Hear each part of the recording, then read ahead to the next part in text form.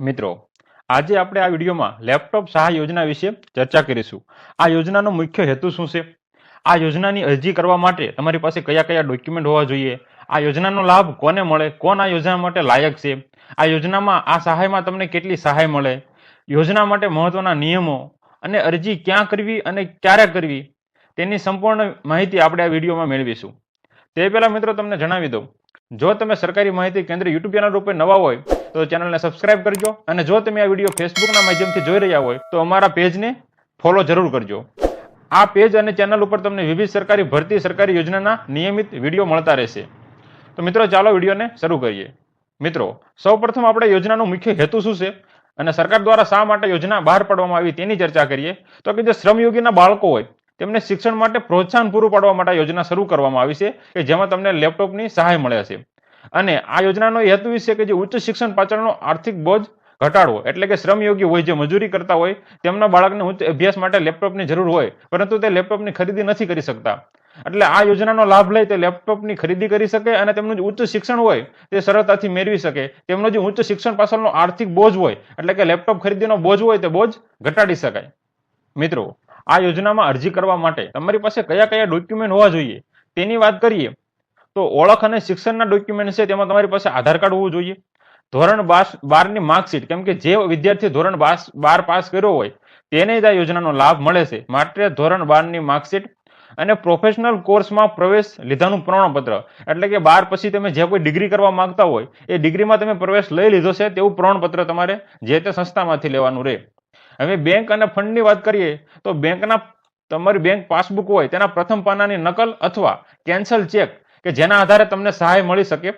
Labour welfare fund ભર્યાની રસીદ, તમારા એટલે કે જે ઉમેદવાર આ યોજનાનો લાભ લેવા માંગતો હોય તેના ફાધર શ્રમયોગી હોવા પડે, એટલે મતલબ મજૂર હોવા જોઈએ. તો મજૂર વેલફેર ફંડમાં તેઓ ફાળો ભરતા હોવા જોઈએ અને તેની રસીદ હોવી જોઈએ. અને ફી ભર્યાની રસીદ, કે તમે જે જગ્યાએ એડમિશન લીધું તો ત્યાં તમે ફી પણ ભરી હશે. જે પણ તમે ફી ભરી હોય, એવું નથી કે જાજી ફી ભરી લેવી પડે. તમે જે કોઈ ફી ભરી હોય તેની રસીદ જોઈશે. અને ખરીદીના પુરાવા તરીકે, એટલે કે લેપટોપ ખરીદી કર્યા અંગેનું જીએસટી વાળું પાકું બિલ તમારું જોઈશે. માટે આ યોજના માટે આટલા ડોક્યુમેન્ટ જરૂરી છે. હવે મિત્રો, જોયું કે આ યોજનાનો લાભ કોને કોને મળે, કોણ કોણ આ યોજનાનો લાભ લઈ શકે. તો સૌપ્રથમ તમારા વાલીની પાત્રતા જોઈએ તો કોઈ પણ કારખાનામાં કે સંસ્થામાં કામ કરતા શ્રમયોગી હોવા જોઈએ. એટલે કે જે વિદ્યાર્થી આ યોજનાનો લાભ લેવો હોય તેના માતા પિતા શ્રમયોગી હોવા જોઈએ, એટલે કે કોઈ પણ કારખાના કે સંસ્થામાં કામ કરતા હોવા જોઈએ.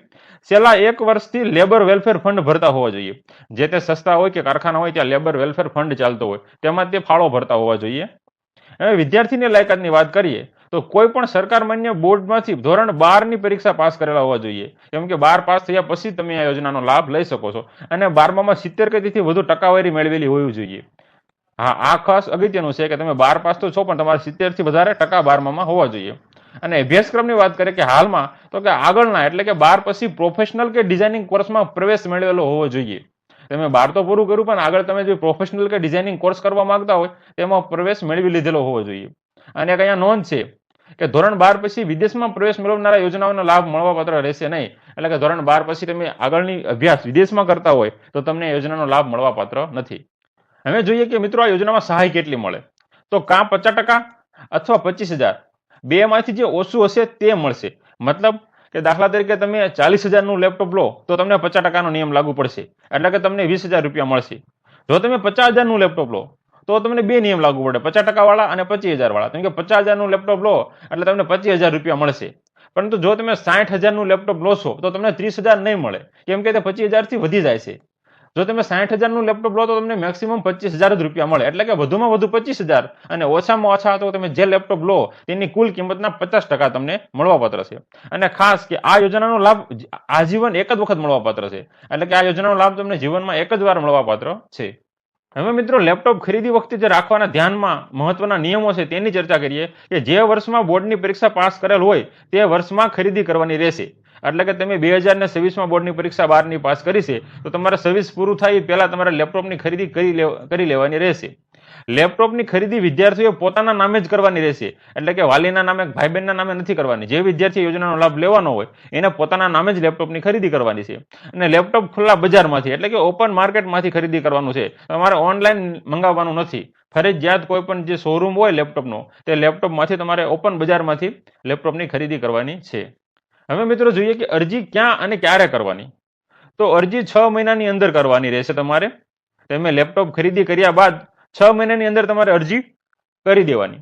અને અરજી ક્યાં કરવાની? તો અરજી સન્માન પોર્ટલ પર કરવાની. અહીંયા તમે સન્માન પોર્ટલની જે ઓફિશિયલ વેબસાઇટ છે તે વેબસાઇટ જોઈ શકો છો. આ વેબસાઇટ ઉપર જઈ તમારું રજીસ્ટ્રેશન કરી અને તમારે ફોર્મ ઓનલાઈન ભરી દેવાનું. અને પછી તમને જો તમારું ફોર્મ વેરીફાઈ થશે, પછી તમે બધું ડોક્યુમેન્ટ અપલોડ કરશો, તમારા બધા ડોક્યુમેન્ટ ચેક થશે અને યોજનાનો લાભ તમને મળવાપાત્ર હશે તો ડાયરેક્ટ તમારા ખાતામાં જ 25,000 રૂપિયા કે 50% રકમ જે તમને મળવાપાત્ર હશે તમારા ખાતામાં જમા થઈ જશે. જો મિત્રો વિડીયો ગમ્યો હોય તો પ્લીઝ વિડીયોને લાઇક જરૂર કરજો. તમારું એક લાઇક અમને નવા વિડીયો બનાવવા માટે મોટિવેશન આપતું હોય છે. ધન્યવાદ.